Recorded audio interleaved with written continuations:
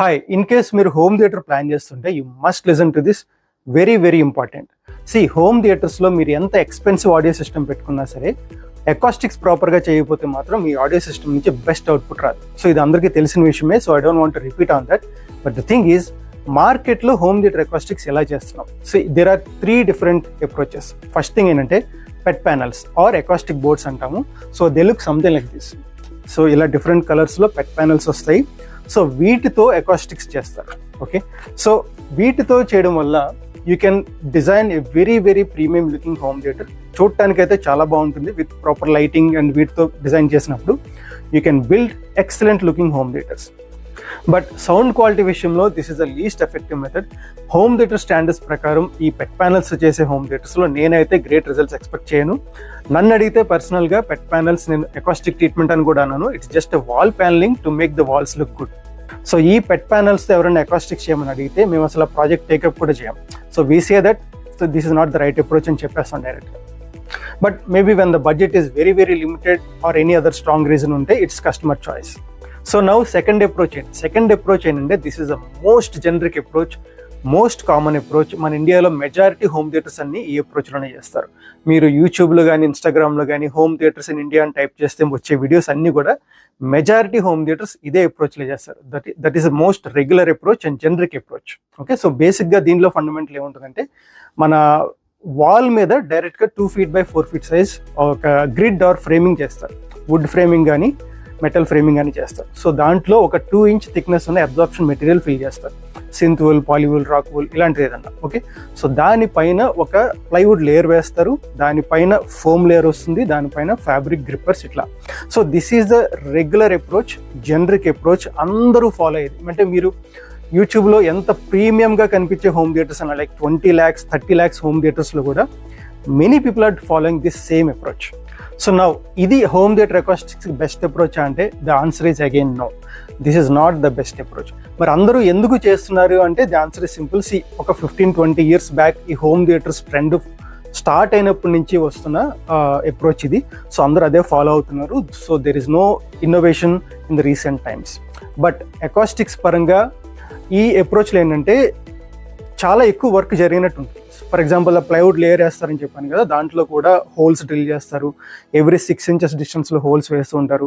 And project మొత్తం complete చేయడానికి almost like 3 weeks నుంచి 1 month టైం పడుతుంది హోమ్ థియేటర్. ఓకే, సో కస్టమర్కి ఏంటంటే they may feel that there is lot of work going on in the acoustics. But the thing is, ఈ layers అన్నీ కూడా how effective they are and how strategically they are done అనేది question mark. Okay, so ఈ అప్రోచ్లో you spend lot of money but the results are average. మనకి home థియేటర్లో speakers నుంచి high frequencies, mid frequencies వస్తాయి and subwoofers నుంచి low frequencies వస్తాయి. So మనం రెగ్యులర్ అప్రోచ్లో చేసే అకాస్టిక్స్ ఈ డిఫరెంట్ వేవ్ లెంత్స్ని ట్యాకిల్ చేయగలదంటే the answer is no, they cannot. And the thing is, మనకి ఫ్రంట్ వాల్లో చేసే అకాస్టిక్స్ వేరేగా ఉండాలి అండ్ సైడ్ వాల్లో చేసే అకాస్టిక్స్ డిఫరెంట్ ఉండాలి, రేర్ వాల్లో చేసే అకాస్టిక్స్ డిఫరెంట్ ఉండాలి. ఫర్ ఎగ్జాంపుల్, ఈ రేర్ వాల్లో మనం సైడ్ అండ్ రేర్ వాల్స్లో మనం సరౌండ్ స్పీకర్స్ పెడతాం కదా. సరౌండ్ స్పీకర్స్ దగ్గర వచ్చే అకాస్టిక్ ట్రీట్మెంట్, ఫ్రంట్ స్పీకర్స్ దగ్గర వచ్చే అకాస్టిక్ ట్రీట్మెంట్ టోటలీ డిఫరెంట్ ఉండాలి. ఓకే, సరౌండ్స్లో మెయిన్ ప్రయారిటీ ఏంటంటే మనకి 3D హోలోగ్రాఫిక్ సౌండ్ ఫీల్ వచ్చేలాగా అకాస్టిక్స్ ఇక్కడ డిజైన్ చేయాలి. ఫ్రంట్ డిఫరెంట్ అప్రోచ్లో ఉండాలి. బట్ ఈ రెగ్యులర్ అప్రోచ్ అంటే మెజారిటీ హోమ్ థియేటర్స్ చేసే అప్రోచ్లో ఏంటంటే ఈ వేరియేషన్స్ ఏముండవు. సో అన్నిటికీ ఒకటే formula. That is the main drawback of this approach. And కొన్ని హోమ్ థియేటర్స్లో there are some really surprising things. మనకి ఇక ఫస్ట్ రిఫ్లెక్షన్ పాయింట్స్ దగ్గర కొన్ని డెకరేటివ్ ఆబ్జెక్ట్స్ పెట్టుకొని సంథింగ్ లైక్ ట్రయాంగిల్ షేప్స్ కానీ లేదంటే ఇలా వెర్టికల్ స్లాట్స్ లాగా వచ్చే వుడెన్ లోయర్స్ ఉంటాయి కదా, ఇలాంటివన్నీ పెట్టి people are thinking that it will work like a diffuser. No, it doesn't work like a diffuser. Diffuser అంటే ప్రాపర్గా టెక్నికల్గా డిజైన్ చేసినప్పుడే అది డిఫ్యూజర్ జాబ్ చేస్తుంది. సో ఇట్లాంటి షార్ట్ కమింగ్స్ చాలా ఉంటాయి రెగ్యులర్ అప్రోచ్లో. అండ్ దెన్ మనకి స్క్రీన్ దగ్గర లేదంటే బ్యాక్ వాల్ దగ్గర కార్నర్స్లోను ఈ ట్రయాంగులర్ బేస్ ట్రాప్స్ లాంటివి ఇన్స్టాల్ చేస్తారు. They are also not effective at all.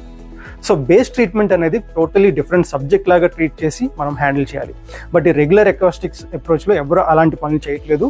And ఈ అప్రోచ్లో బేసిక్గా ఇంజనీరింగ్ అప్రోచ్ అంటే ఏం లేదు, టెక్నికాలిటీ ఏం లేదు. So this is a very commonly used approach but very average performing acoustics. Money ఖర్చు అవుతుంది, టైం స్పెండ్ చేస్తారు, బట్ అవుట్పుట్ ఏంటంటే యావరేజ్గా ఉంటుంది. అండ్ థర్డ్ అప్రోచ్ ఏంటంటే ఇది proper engineering approach or technical approach. So ఈ అప్రోచ్లో ఏంటంటే ప్రతిదీ measurement and software simulation base మీద ఉంటుంది అనమాట. బ్లైండ్గా వెళ్ళి అకాస్టిక్స్ చేసే అప్రోచ్ కాదు ఇది. Okay, so it's a technical approach. So దీంట్లో సౌండ్ వేవ్స్ డిఫరెంట్ రూమ్స్లో డిఫరెంట్గా బిహేవ్ చేస్తాయి based on the room size and shape. So మన అకాస్టిక్స్ ప్లాన్ చేసే ముందే ఆ రూమ్ని సిమ్యులేట్ చేస్తాము అండ్ ఈ రూమ్లో ఎలాంటి అకాస్టిక్ అవుట్పుట్ ఎక్స్పెక్ట్ చేయొచ్చు అనేది ముందే ప్రిడిక్ట్ చేసి దాని ప్రకారం అకాస్టిక్స్ అని డిజైన్ చేసుకుంటూ వస్తాం. సో ఇందులో ఏంటంటే రెగ్యులర్ అప్రోచ్లో రూమ్ మొత్తం కూడా అబ్జార్ప్షన్ ఉంటుంది. ఓకే, బట్ ఈ అప్రోచ్లో అబ్జార్ప్షన్, డిఫ్యూజన్, రిఫ్లెక్షన్ ఈ మూడింటిని కూడా ప్రాపర్గా బ్యాలెన్స్ చేస్తే అకాస్టిక్స్ డిజైన్ చేస్తాం. And similarly high frequencies, mid frequencies, లో ఫ్రీక్వెన్సీస్ వీటన్నిటిని కూడా ప్రాపర్ టెక్నిక్స్తో హ్యాండిల్ చేయాల్సి ఉంటుంది.